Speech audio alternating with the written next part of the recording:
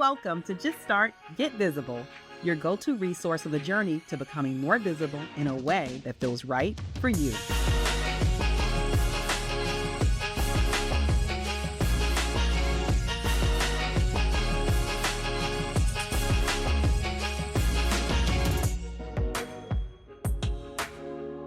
Hey there, welcome back to yet another episode of Just Start, Get Visible. It's Jacqueline here, and you are in for a treat. And the treat is that I am actually welcoming someone to the podcast studio that I spend quite a bit of time with nowadays. But we're not talking about just the thing around why we spend so much time together. We're also talking about visibility and how to turn visibility into opportunity, because you know here on the Just Start, Get Visible podcast, I'm all about providing you with the tips, tools, storytelling, and opportunities to just start and get visible in a way that feels right for you. And so with that, what a treat to welcome Torie McDonald to the podcast. Hello. Hey. So listen, you know how you may be following me on the gram. If not, it's at Magical Jacks. And you know, sometimes I post those Pilates videos. I've been living my best Pilates life lately. Guess who's responsible for me being more confident in that space? It's Torie. It's Torie. I don't know. And we'll dig deep on a lot of things here, Torie, but can you tell me, did you know or could you have foreseen that Pilates would be a space that you would have ever been in if you look back 20 years? No. No. Okay. What did you think you would be doing right now? I knew I'd be in health and wellness in some format because I just always enjoyed it. I take that back. I knew I'd be an entrepreneur. Okay. Health and wellness was just something I was passionate about. I loved fitness, but I never saw myself in a space of being a part of that sort of community. It was just something I kind of did on my own, maybe with a friend. And I was reaching and discovered it and couldn't let it go. And here we are. Here we are. It's interesting that you said you knew it would be entrepreneurship. And I say that because a lot of people that sit in the chair, they're like, I didn't even know that I would be starting a business or that was even possible for me. So that confidence of that interest in entrepreneurship came for you from another place. Like, why was entrepreneurship something that entered into your world? Good question. I'd say in high school, I had my godmother. She was successful in her nursing career. And I said, oh, I love that. I would love to be that for people, to serve in that way. And enlisted in Votech and went school half the day and nursing school, second half. And I got kind of nearing the end of the program and saw the opportunities for employment after I graduated. And saw the ceilings and decided from that moment that I wanted to control my own destiny. So I'm going to continue forever learn, serve on this level, give this much of myself. Because, people in healthcare leave it all on the field. Yeah. And I have a ceiling. Obviously, that's before now, right? When you can have the awareness that there are no ceilings, really. So, I would say right out of high school, I decided. Which actually I think is really fantastic that you had that I will say, that perspective of privilege that early, right? Of like, okay, I'm thinking about what's possible like way earlier, because a lot of people have that notion or get that notion of like, oh, I didn't even realize that was possible, or that I'm having these limiting beliefs. We talk about limiting beliefs a lot, y'all, when we're doing these stretches and whatnot together, right? Doing all the poses of I can't do that. And then you're like, wait a minute, I can do that. So that came pretty early for you. Like in high school, that was pretty young overall. Do you come from a family of entrepreneurs? I don't. Okay. No. Okay. All right. Yeah. You definitely paved the way. Okay. All right. I'm super curious about your overall entrepreneurial growth and journey, Torie. And the thing that I have grown to really appreciate about being in the Pilates world, for example, is how just these small little actions are what make the difference. And I've told you that before when we're on the mat or we're on the Cadillac. Torie's favorite thing, by the way, is Cadillac. Uh, and maybe we can explain what the Cadillac is, because they're like, is it a car? Yeah. Right. Right. But I've learned to really love Pilates hugely because it's not this overwhelming, sweat to death, right, kind of thing. It's like, be consistent in the small actions and they make all the difference. And so I'm happy about having that mindset now, but then bringing this question to the chair. I'm curious about what small, consistent actions have had the biggest long-term impact on your overall credibility. If you think about your entrepreneurial growth overall, like what have been your small little actions that have really helped you from a credibility standpoint? I'd say uh, being fearless. Initially, I feel, especially in my family, right? You ask me if I come from a family of entrepreneurs. And so, but I have a large family, and a lot of them are in corporate America. Most of them are. And it was almost as if, what are you doing? How can it was, the fear was almost, it was being projected onto me, and I didn't really recognize it. I just knew that it was a strong will inside of me. I guess maybe it was I could maybe attribute it to being an only child, of turning my mom and dad over, turning the no over. So, maybe that brought turning the no over, Torie. Yeah, like, I feel like after a certain point, we're going to arrive at some place we'll all be happy with. Push it a little harder. Maybe that's what built the confidence for me not to absorb that. And I just felt very convicted, and I kind of dealt with blinders. I didn't really deal with research at that time, other people's perspective. I kind of just decided, here's what I want to do and what's the step for me to get there. And over time, living in that fearless way, the people around me, it became, when I said I'd do something, they knew it would be done, it'd be accomplished. I'd arrive, I'd live there, I'd obtain. And because it became like a reciprocation of that. And so that Yeah. It's almost like you made them believe you. Yes. Right. Because now it's like, if you say, hey, I want to do X, they're going to be like, well, she's probably going to do it. Like Mark, my husband he says that to me a lot. He'll say, even if after my second book, he was like, wow, you said you're going to write this book and you just wrote this book. He was like, that's crazy. Love it. Right? Yes. But I say all the time, and I think I've alluded to this in your presence before too, that it's all made up. And we're not making up stuff for bad, but I said in my mind, I want to write this book. And so I'm going to write this book. Or in your mind, I want to become certified at X number level, right? In Pilates or in other fitness spaces, I'm going to do it. So it seems like for you, what I think I hear you saying is your small, consistent actions are action, right? Yes. Okay. Yes.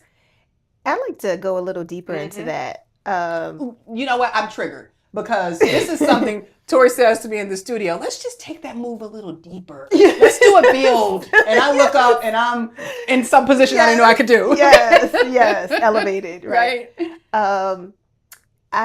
So initially, there was a recent GQ interview, with Jay-Z that I read. And one thing it was a great interview. One question and answer really stood out for me. And they asked him, would you rather have known the things you know now and maneuver, And he said, absolutely not, because if you had turned on the lights, maybe I would have saw the snakes or the pitfalls, and it would have, changed my path. But moving with those blinders, I was able to not have that awareness of, and I feel like that is sort of where I am as an entrepreneur. I feel like now that has diminished some for me, moving into this new phase of taking my Pilates business to the next level. More so as a lot younger, when I'd start my different ventures or, things that were successful, I had those blinders on. I didn't pay attention I didn't do the research to say, well, this percentage of that does this. And it's almost like someone saying, well, I'm not going to get married because 40% Some people get of divorced, marriage, right? right? And so why should I? So it's sort of like that perspective. Whereas though now I feel as though that's what I'm dealing with, as to have those blinders on and almost, not have the awareness. Although life gives you those things as Yeah, jewels, wisdom. however, it can also be paralyzing. Yeah. So you feel like right now you choose to have the blinders on. I am choosing You're choosing. to have the blinders on. Yeah. But I will say the statement that you made right before this around wisdom, right? Like even though you have the blinders on, it's not like you're completely feeling in the dark. Right. You know what I'm saying? Because and that partly is because you have given yourself permission to start something and you're carrying that wisdom into what your venture is now. Like you started previously and you're reaping the benefits, I think, of these skills that you already have. So you're not completely blind, right? No. But you are shutting up people around you because you're like, I'm doing this. Yes. Yeah. Yes. And that's the road. That is where I am. Can we talk about the word fearless a little bit? Sure. Is fearless literal to you? Like, do you feel fear? Do you acknowledge like, okay, when I'm starting something new or in thinking about venturing into this next space, I am experiencing fear, but I accept that? Or are you like, no, ain't no fear up in here? No, I definitely feel it. Okay. And that's kind of where I am. It's sort of like, do you accept it and roll through it, or do you try and coach yourself away from it, and just deal with it in that way? I'd say I'd say that operating in that way of bringing it in, I feel like that is more so of it could be paralyzing for you. But if you operate I try to be present. That's what I'm looking for. Yes. So if I move just with, here's the next step for what I'd like to do, and deal with whatever happens in that step, as opposed to thinking too far ahead with it, I feel like that allows me to not sort of live in the fear, if that makes sense. It does. It feels like you're committing to tackle what's in front of you. Yes. Tackle, deal with, handle, address the challenge, opportunity, whatever it is that's in front of you, and then deal with the next one after and deal with the next one after, versus like, if I look 6 steps ahead, I'm going to see snakes and then I'm not going to take one step. Right. Best way to eat an elephant. Yeah, absolutely. Which I can attest to. It's interesting, like in hearing you talk about this, because I experience these behaviors in your presence in personal training, or in the private Pilates classes, in that I could come in really excited, which I often do. I'd be coming in like, Torie, right? And telling you all types of exciting things. I got Jay-Z tickets, like all sorts of things, right? And you're like, okay, great, great, great. All right, let's ground, right? It's like, hey, that's cool. Let's deal with what's in front of us, right? So what I mean, it's just a different way that you do it, but it's the same. It's like, what's in front of us right now is this. Yes. Great, great, great, great, great. Let's just deal with what's in front of us. Yes. Yeah. Was there a time that you didn't do that? Yes. Okay. Yes, absolutely. And sometimes I'll still catch myself out there. So, because that is the ADD. And that I feel is, I'm going to self-diagnose. And, I could totally jump to the end of something and then think of all the things that need to be done. And a number of things can happen if you take that process, right? You may never even take the road. So when I get into that and start to feel anxious or overwhelmed because of maybe the passion that I may have behind the project, I just try and slow it down. And I just remind myself of, hey, one bite at a time. Yeah. The reason why I appreciate that perspective is because here on the Just Start Get Visible podcast, we have people that come here that rely on us to provide them with tools and tips and storytelling to start the things that they want to do and get visible in a way that feels right for them. And a lot of times the roadblock comes with trying to, or when you get overwhelmed by the whole pie versus the slice that you only have to be worried about today. Yes. And so someone will say, well, what about this? And what about this? And what about that? And those are valid things that I do encourage you to have on the list. But I'm just going to ask you to think about, like, what is your commitment for the day? Because so many of your questions get answered in the action. Yes. Seriously, I mean, like, there's no way. So we've been working together now for, it's probably been a year, maybe. I think close to. Yeah. Yes. There's no way a year ago, if you said to me that you would be able to do these things with your body, I wouldn't believe you. Like, I'll be like, girl, you did hear me say I haven't did Pilates before, right? And so I do think that you don't even know what's possible.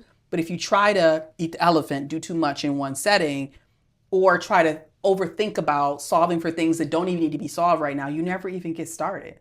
Right? Yeah. So I think I appreciate that perspective of let me focus on what's in front of me and deal with the other things as they come. Yes. I'm really curious about going back to consistency overall. And just, I would say the magic of consistency. Like, I think consistency is a little bit of a magic, and I'll tell you why in a short while. But I'm wondering, is there a moment when you realize that consistency, not necessarily talent or visibility, was the real differentiator? Like, have you ever had that experience with consistency where it's like, hey, if I just keep showing up, independent of if I am a master, whatever, then that's the difference maker for me. What's your experience with that? I have experience with that. Yes, as an entrepreneur and as well as in health and wellness. Just having those blinders on and sticking to the script and having one slice at a time and staying on task. Now, doing that before just blindly without having that awareness, but now bringing that, making myself aware to have that process. With health and wellness, it's just far as my health in general and family's health, and just showing up consistently in that way, and getting the numbers, and just there are times that you will say, not show up, right? You'll take a beat off, and whether that may be days, weeks, or months, right? And then you get back on the horse, and then you realize, oh, this is where I need to be. And then you may bring something else into your routine that reinforces that. I was trying to give a specific as far as in business, nothing in particular. The consistency piece. Yeah. The insight I was going to offer is that a lot of people will say to me, Jacqueline, I see you a lot online. Like, I see you, and I'll say particularly on LinkedIn, because that's like my professional space. On Instagram, I'm fun and business, right? It's like party in the front, business in the back kind of thing. But LinkedIn is like all business, right? They're like, I see you a lot on there. And what's so interesting about that statement is that I'm actually not really on there a lot. I'm just consistent. Yes. Right? It's just this level of consistency that I have of being there, with talking about things that I know people are going to look for me for over there. And so it's just like I'm showing up. I'm not showing up with perfection, but I'm showing up with a level of consistency that where somebody else who might be a leadership or etiquette instructor, they just gave up. They're just like, and they could be better than me. They may be they have more experience than me, right? They may have more credentials, but I'm showing up. Yes. You know what I'm saying? And so I think that there's so many people who are trying to start or trying to elevate who are like, oh, I'm comparing myself to other people. And it's like, no. Just, are you showing up? Yes. Like, are you actually like showing up at the table? I think about that insight. Yes. Yeah. I was going to say that insight actually brought me to my comprehensive training. Just that particular, just trying to get around, especially with new instructors, right? I find this common literally 90% of the time in speaking with instructors who are apprentice or beginning in the program or just completed the program, and they thought that they'd receive more. However, you really get the bulk of your learning in the practice. And so many instructors told me that, and I was still voicing my concerns, but I just dove in and stayed consistent for 2 years.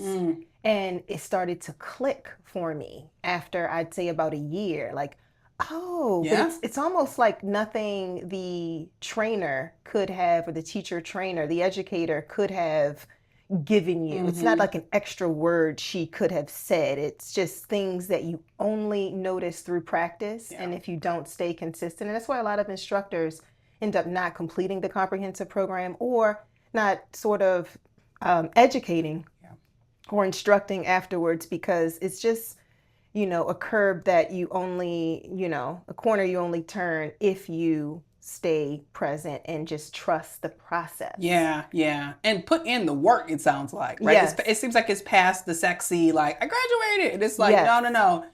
You need to be in there in the trenches, like Yes. literally in practice. Yes. Okay. Huh. That's interesting. But it makes sense, right? Because at some point, some people are going to, I hate to say quit, right? But just be like, okay, I'm not evolving as fast as I did, but it's really in the practice, it's in the work. Yeah, maybe it's not clicking for them. Yeah, maybe so. And then you wonder why this person's getting, why am I not? And you think that maybe there's something, but it's just continually showing up. Yeah, continuing to show up. Can we talk about a bit of the Pilates language? Because we've said the word Cadillac a couple times, and I'm sure people are like, girl, what? Okay.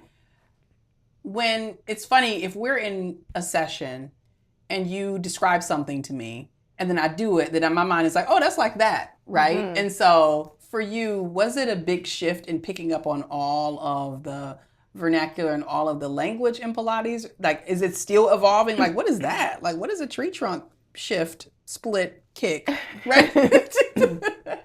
Honestly, that wasn't really the difficult part. Okay. So you hear that so much during training. You're repeating it in practice. Those things kind of stick for you. Yeah. But I understand it is a corner to turn because different instructors use different terms. They may say first position, right? And if you're a dancer, even if you're new to Pilates, you're going to know. Yeah. Okay. And then also, and that's Pilates V, similar, right? Second position. So there are things that you only get from being. You have to stay consistent with it. Yeah. But I'd say more of that keen eye and body mechanics and alignment is what takes time to come, right? And that's what Joseph Pilates was all about. So it's not just, you can't sort of execute if you're not doing those things correctly. Yeah. Right? Or grounded. Yeah. Right. Tell us, how would I describe the Cadillac to someone else? Like, how would I actually describe that apparatus? Because whenever I say I'm into Pilates, they'll say, oh, Matt Pilates? And I'm like, well, we do that. And, right? And then I'll say, and the Cadillac. And they're like, what's the Cadillac? And I'm like, let me get back to you because I don't know how to explain it, right? So how are we describing the Cadillac, the device? Most people are familiar with a reformer these days. So a Cadillac is an elite, I'd say, reformer, or the sort of mom of the reformer, and it has a cage over it, and it actually is derived from Joseph Pilates' original, when this sort of was created. This practice is dealing with vets and people in the hospital and dealing with their hospital bed, and they had sort of not cages but bars all around the bed, and so for their rehabilitation. And so it just evolved over that. And what the Cadillac affords you, so just to be specific, it's like a metal, I'd say, frame attached to a reformer. And it allows you all the benefits of a reformer, a tower, and a Cadillac. The full Cadillac. And that affords you inversions, right? So you can do all the things that I'm familiar. Yes. Right. So turn your body all different kinds of ways. Just allows you to do a 360, workout. Yeah. Okay. I just wanted to make sure we weren't throwing out the word Cadillac and people are going to leave here thinking it's a car. Right. Before we started today, you and I were having a sort of off the record-ish conversation about attention spans and the intersection of attention spans and entrepreneurs, and how we manage, like what that looks like for us. For you, throughout your journey of starting, launching things, being an entrepreneur, how or what has been your journey with not being blinded by the shiny objects, right? Which could be masqueraded as ADD, ADHD, right? If we're self-diagnosing here, like how have you managed like the attention span creep possibilities as you've navigated being an entrepreneur? I'm consistently picking up skills in that lane. That's, I Mm-hmm. had that conversation earlier. I feel like, having so much control as an entrepreneur over, Mm-hmm. things that you could easily go off of the rails, right? And so you need, as you mentioned, you need to have those guardrails in place for yourself, depending on kind of where you measure up on that. And you could, I feel like so much comes at you, especially if you are creative and Mm-hmm. and you Mm-hmm. also embody that. um it's a awareness of, I'm going to go back to that one slice at a time, because it's, some ADD, right? And then add an H into it, ADHD, right? And then you're a little impulsive with it. Then you could easily not only look at that whole pie, but you're looking at 5 pies, and Mm-hmm. different kinds of pies. And Not different kinds of pies. you know, and I feel that you have to be present and have that awareness for yourself, so you can have the tools and not um, get in a space where you lose confidence in yourself. Mm-hmm. Because if you aren't really appreciating each slice for what it is in that journey, right? Mm-hmm. Then you've moved on and you didn't get what you need to get out of it, or the outcome, then where your confidence can diminish in that. And Yeah. once that continues to accumulate, and then now you've lost momentum. And I feel like it could be a domino effect that I found myself in before. So being very mindful to hold on to those steps that I need grounded, right? Whether it's even just walking outside barefoot, taking deep breaths, bringing myself back. And that's part of why I held on so tight to Pilates, just in practicing and then deciding to be an instructor, because of the mind-body connection that it brought to me. Yeah. The abilities to sort of ground myself quicker, to tap into that space, bring my attention into what is directly in front of me. Yeah. And what's being, given to me. Mm-hmm. I so appreciate your perspective about control. I've actually never really digested it in that way. As an entrepreneur, you really do have a lot of autonomy, which I know,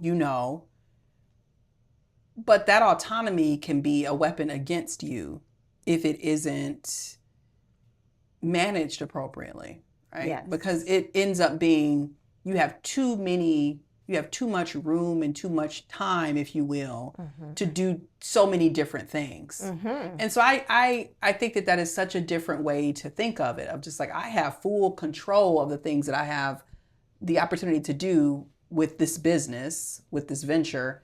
And how am I going to yield? How am I going to wield that control? I think that that's super interesting. And the other thing you said that I just want to make sure that I highlight for the audience is, when you are spreading yourself so thin, if you will, with this and that and that and this, how it can cause you to feel like you're taking L's because you're not achieving what you want to achieve, but you weren't focused, right? You literally were like doing all these things. And so it's actually like a little bit of a warning sign of like, starting something new is exciting. However, you're going to have a lot of control and opportunity to make decisions. However, be careful with that, because if you're not focused, then you're going to feel like you're losing, but it's because you weren't focused in the first place. But let's give some real tools here. And I'll go ahead and give mine, because we were talking about it a little bit before we got started. What is a bit of a tool that you use so that you either to bring yourself back when you find that you're drifting into like, my intention's here and my intention's there, right? Like, what's a tool you use to bring yourself back? And I'll go first, because I did not anticipate asking you this question. I have a couple.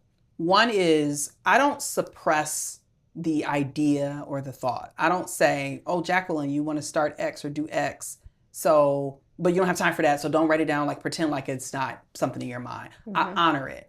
And I honor it by either doing a passive or direct action.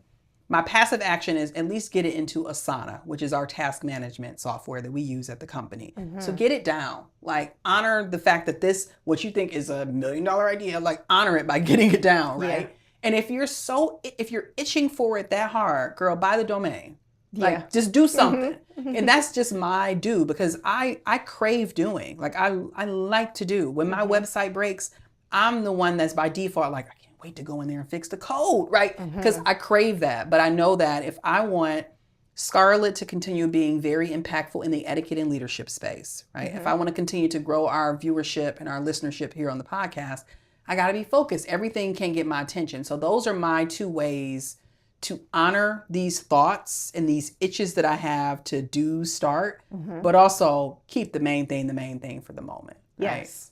What's yours? Like, what is your, okay, it might be a little self-diagnosed ADHD, and these are my guardrails.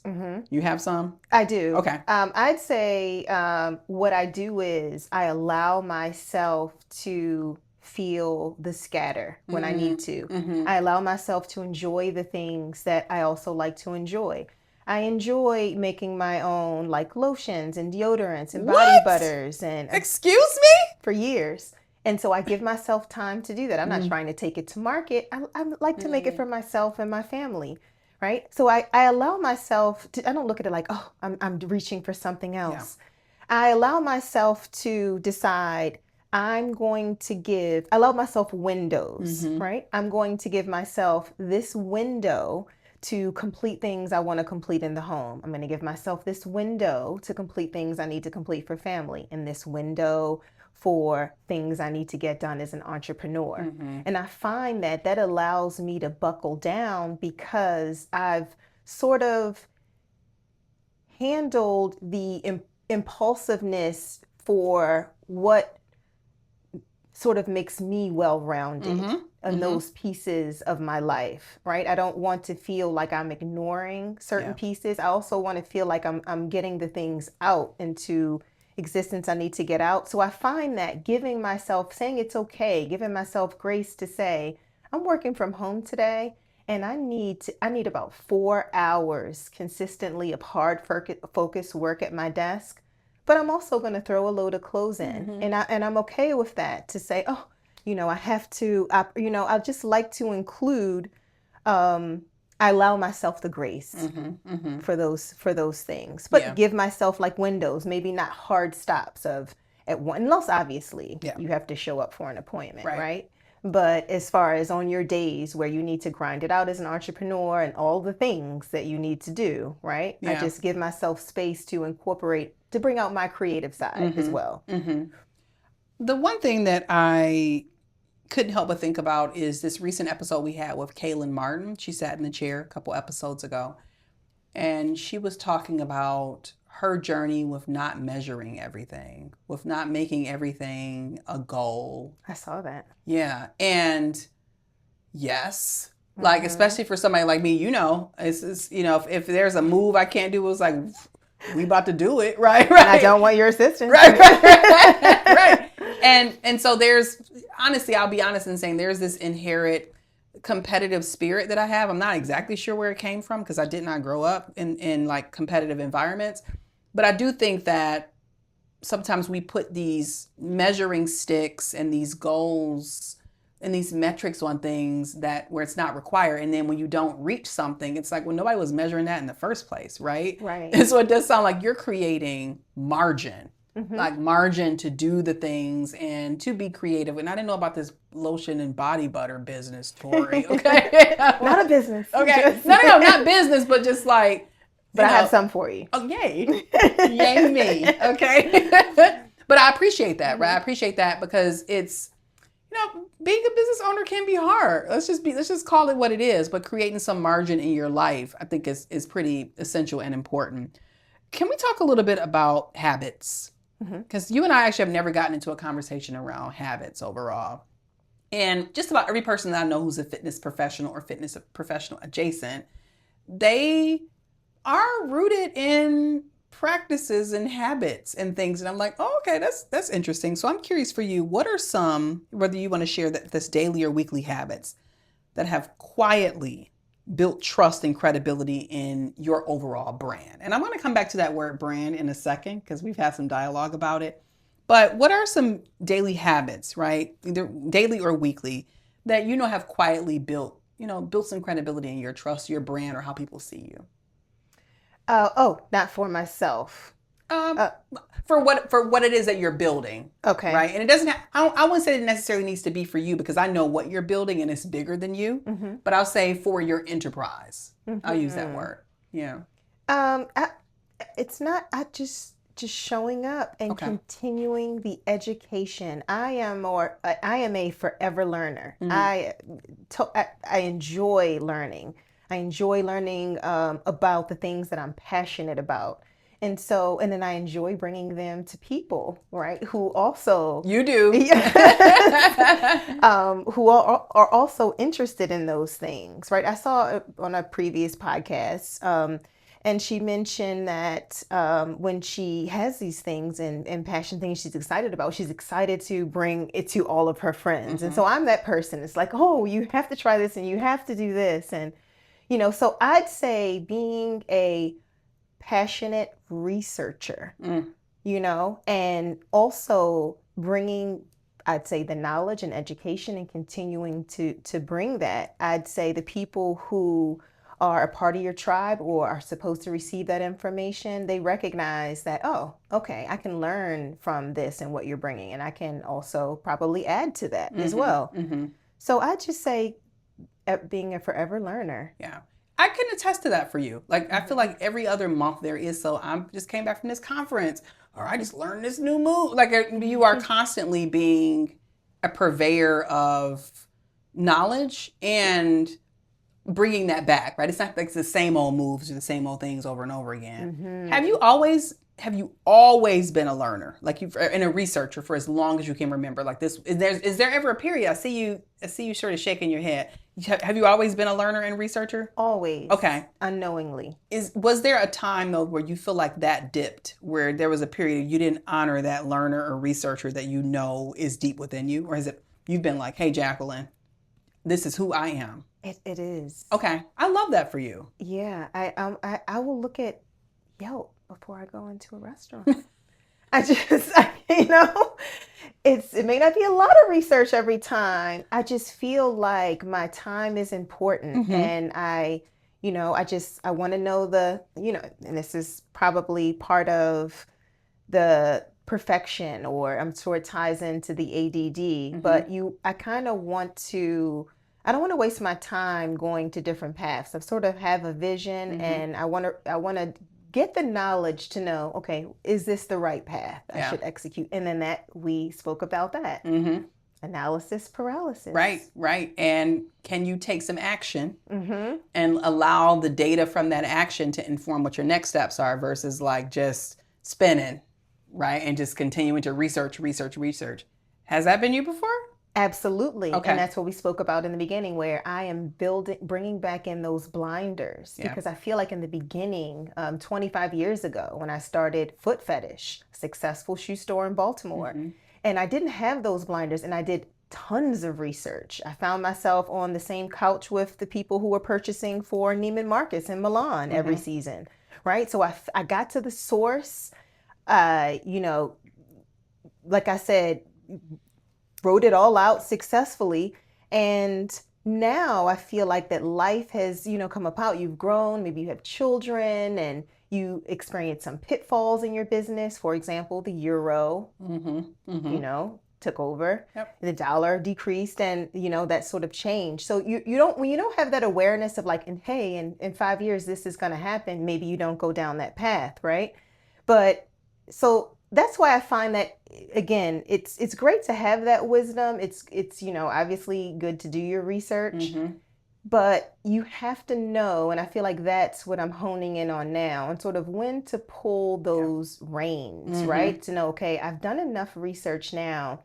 It's just about execution, and whatever comes with that, comes with that. I don't need to have the room fully lit, right? I have my walkway is lit enough for me to move forward. The path is enough. The path is lit enough.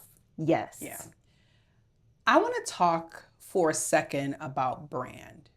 And let me just, you see Torie, you see she's like persnickety looking at me over here talking about brand. And here's why I want to talk about brand.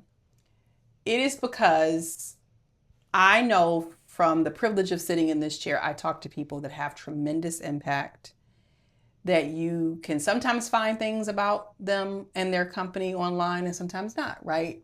And I always say that just because somebody isn't visible in the way that you think they should be visible doesn't mean that they're not impactful, not doing great work. Like, I mean, I go back to Kaylin again. Kaylin is very intentionally online, or very intentionally you can find, she shows up, from a public standpoint, but she's doing amazing work, right? And she does it quietly and on behalf of lots of philanthropic organizations.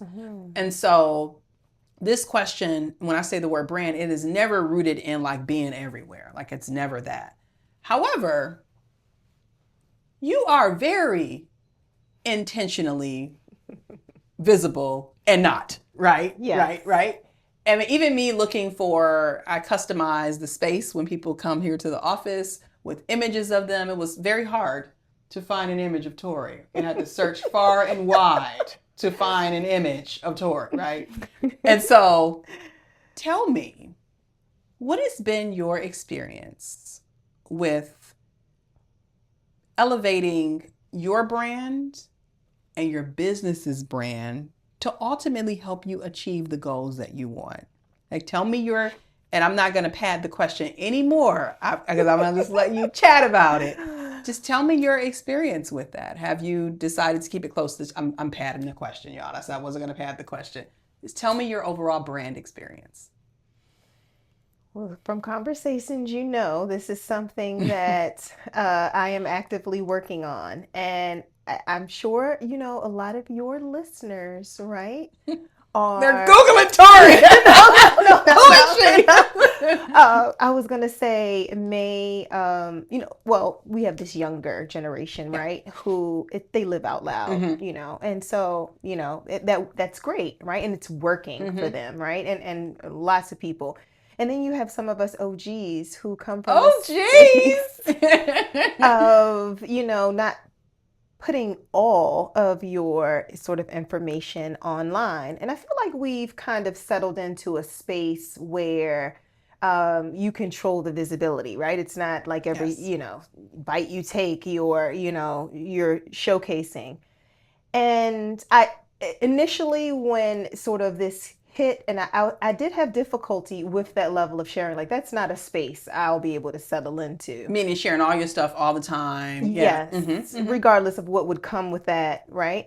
But however, I love where it's landed, right? And what it can do for you. And so I have evolved and I am evolving into that space to put myself more out there in a more personable way, right? At least with, all of the bios and photographs and, past, experiences. And that, obviously we all know that you need that, right? For your brand to some extent. Just a little bit, Torie. Yes. Just a little bit. Give people a little something. A little something, yes.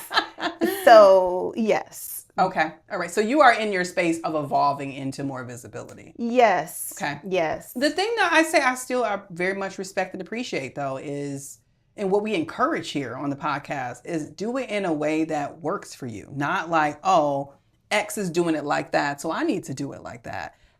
For people that come to me and come like sort of kind of with their head in their hands, or like, Jacqueline, I haven't been visible at all, and they feel this level of shame, I have to allow them to reframe. And not to say that that was you, right? But I have to really encourage them to reframe that it's, in my opinion, a better position to be going from nothing to something than to be wading through all the mess that you've been posting and sharing out here for the last 30, 40 years. And then figuring out, like, how do I hide that, get rid of that?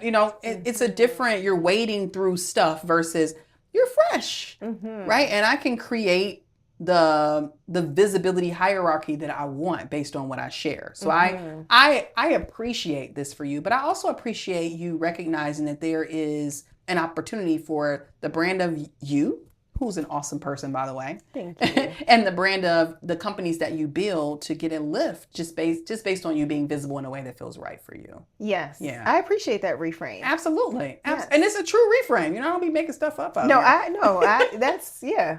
Yeah, it would make sense. Torie, tell me what's next for you? Like, what if I could write a headline and share it with the Just Start Get Visible podcast audience? What would be in the headline? It doesn't need to be perfect and neat, but what would the headline be? I would say, I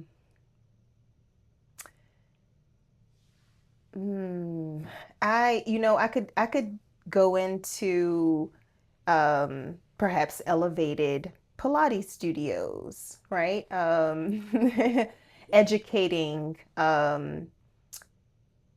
people on the importance of why Pilates is so, it's not just like your new trend workout, just it really will extend your life, right? For so many reasons we know, right? So I would say educating people. I would say not just health and wellness, I would say informing and educating. And that may take shape in different ways, right? Like I said, an elevated Pilates studio, giving people a children's book, right? I find that a lot of children and parents aren't really recognizing what the devices are doing, right? And how that's growing your bones. And I see so many young people come into the studio and who need so much work. So I will definitely stay in the health and wellness lane for sure, Pilates. But I have ideas on how that's going to evolve. So if I had to just put a headline, right, just to bring it on in, I would say continuing to serve and educate people in the health and wellness space. I do love that for you. And based on the conversations that we've had, it feels like a pretty appropriate headline, right? It feels like the next level of what you're doing. It also hasn't changed, like from some of the first conversations we've had about your visibility to now. It hasn't changed. You've been very intentional with like, look, Jacqueline, I'm willing to be visible in a way that feels right for me, but I ain't doing that, right? And I think that is important guardrails to have of like, I never tell people to go and take a look at what I do online and carbon copy that. Like, where are you trying to get to and what feels right for you overall? If no one's told you lately, I just want to say thank you for your commitment to the health and wellness space, because it isn't just sometimes a physical transformation. It truly is like a mindset shift of like, sometimes less is more. And that's been the big takeaway for me, because, you know, I be doing the most. Troy knows behind the camera, I do the most. But there is something with even recognizing that everything doesn't need to be the most. And Pilates has been a lesson to me of around like less is more. And so thank you for your commitment to education in the health and wellness space. And thank you for being a role model for our audience and showing people what's possible, right? Because you didn't tell me I grew up in a fitness studio, right? Like that wasn't a path that was ironed into you. It's something that came to be as a result of you knowing what's possible. So thank you for your commitment to the space. You're welcome. Thank you for recognizing me in that way. Absolutely. And I'm hoping that in the next couple of years, when your headline comes to be, then you'll join us for yet another episode. Yes, I'd love that. Thank you, Torie. Thank you. Listen, you have joined us for yet another episode of Just Start Get Visible. You know the drill. Wherever you're at in the world, I hope that you're safe. I hope that you're healthy, and I hope that you're well. And I certainly hope that you're giving yourself permission to get started and to get visible in a way that feels right for you. For the rest of our episodes throughout the entire month, we're going to talk about how you can turn visibility into opportunity in many ways that Torie has, and many ways that you can in a way that feels right for you. Don't be a stranger. If there's a topic that you'd like for us to cover, just shoot me an email. We make it simple. It's at info@jacquelinembaker.com. So remember, just start and get visible, and I'll see you again soon. Ciao.